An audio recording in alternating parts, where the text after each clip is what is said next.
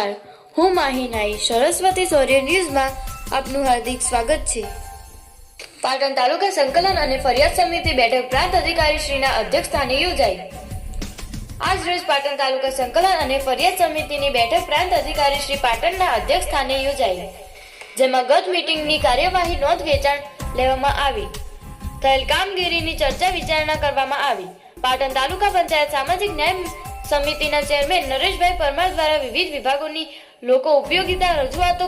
કરેલ, જેમાં પાટણના નવીન આઇકોનિક બસ સ્પોટ શરૂ કરવા રજૂઆત સંદર્ભ આગામી સમયમાં સરકારશ્રી માંથી તારીખ મળે શરૂ કરવામાં આવશે। પાટણથી ઊંઝા 4 લાઇન રોડ પર રખડતા ઢોરના કારણે થતા અકસ્માત નિવારવા રજૂઆત સંદર્ભ નગરપાલિકા વિસ્તારમાં ચીફ ઓફિસર પાટણ દ્વારા કામગીરી કરવામાં આવશે, તેમજ માંડોત્રી, ધારપુર, ડીગડી, બાલિશના, વિસલવાસના તલાટી કમ મંત્રી તથા સરપંચશ્રીઓ સાથે સંકલન કરી સમસ્યાનું નિવારણ લાવવા વિકાસ અધિકારી શ્રી પાટણ દ્વારા સૂચના આપી। પાટણ તાલુકાના ગામોગામ મફત ગાળા માટે ગામ તળ માપણી વર્ષ 2024 થી 2025 ગ્રામ પંચાયતો દ્વારા ગામ તળ માપણી ફી ભરી કરેલ અરજીઓનો નિકાલ કરવા તેમજ ખાસ બાલિશના, ધારપુર, કમલીવાડા મફત ગાળા ફાળવવા તાત્કાલિક માપણું કરવા DILR ને પ્રાંત અધિકારી દ્વારા દિન 7 માં નિકાલ કરવા જણાવેલ। તાલુકાના માંડોત્રી ગામે ગામ તળાવ સંરક્ષણ દિવાલ બનાવવા, બાલિશના ગામે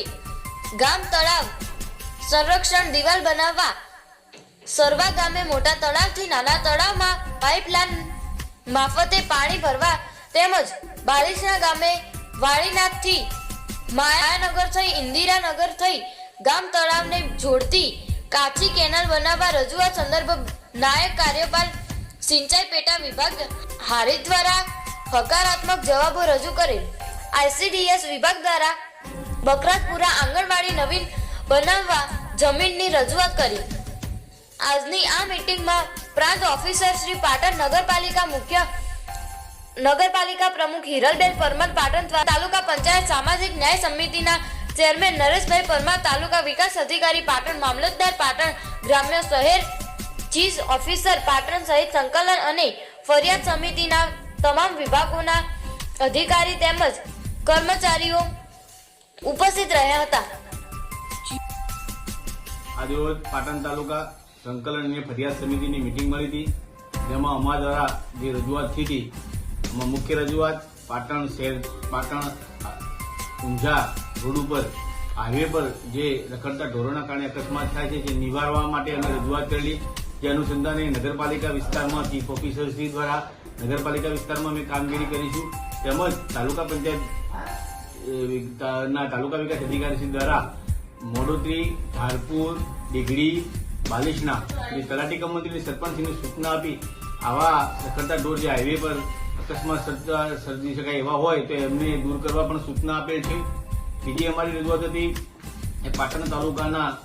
બાલિશના, ધારપુર, કબલીવાડા જેવા ગામોમાં વર્ષ 2024 અને 25 મફત ગાળાની માટે જામતળ નિયમ કરવાનું, એની માપણી કરવાની, માપણી ખૂબ વિલંબ થઈ રહ્યો છે, જેના કારણે પાત્રતા ધરાવતા લોકોને મફત પ્લોટ આપી શકાતા નથી। તો આ માપણી ત્વરિત થાય આ બાબતે માન્ય સભાના અધ્યક્ષ માન્ય પ્રાંત અધિકારી સાહેબશ્રીએ ત્વરિત દિન 7 માં માપણી કરવા માટે પણ સૂચના આપેલ છે DILRCને। ત્રીજી અમારી રજૂઆત હતી કે પાટણ તાલુકાના મડોત્રી ગામે આવેલ ગામ તળાવની સંરક્ષણ દિવાલ બનાવવાની, બાલિશના ગામે આવેલ ગામ તળાવમાં સંરક્ષણ દિવાલ બનાવવા બાબતની, સણી ગામે રેઇન હાર્વેસ્ટિંગ પાણીની કામગીરી બાબતની રજૂઆત હતી, તેમજ બાલિશના ગામે બાલિશના વાળીનાથથી માયાનગરથી ઇન્દિરાનગર થઈ અને ગામ તળાવને જોડતી કાચી કેનાલની સાફ સફાઈ બાબતની રજૂઆત હતી, જે બાબતે સિંચાઈ વિભાગ દ્વારા કાચી કેનાલની સાફ સફાઈની દરખાસ્ત મોકલવાનું જણાવેલ છે અને તમામ વિભાગની દરખાસ્તો ગ્રામ પંચાયતથી મળી આવે સરકારશ્રીમાં મોકલવામાં આવશે। ચોથી અમારી એક રજૂઆત હતી પાટણનું જે નવીન bus stand iconic bus stand જે ચાલુ થતું નથી એ બાબતે અમે રજૂઆત કરી, ત્યારે ડેપો મેનેજરશ્રી દ્વારા જણાવવામાં આવેલ છે કે આ સરકારશ્રી દ્વારા જ્યારે તારીખ નક્કી ઉદ્ઘાટન કરવામાં આવશે ત્યારે અમે આ માપણી કરવામાં આવશે। આમ આજની મિટિંગમાં અમે જે પ્રશ્નો કર્યા હતા એના હકારાત્મક જવાબ વિભાગો દ્વારા આપવામાં આવેલ છે। આ મિટિંગ સંકલન સમિતિ અને ફરિયાદ સમિતિની મિટિંગ માન્ય પ્રાંત અધિકારી શ્રી હિરેનભાઈ ચૌહાણ સાહેબના અધ્યક્ષસ્થાને યોજાઈ।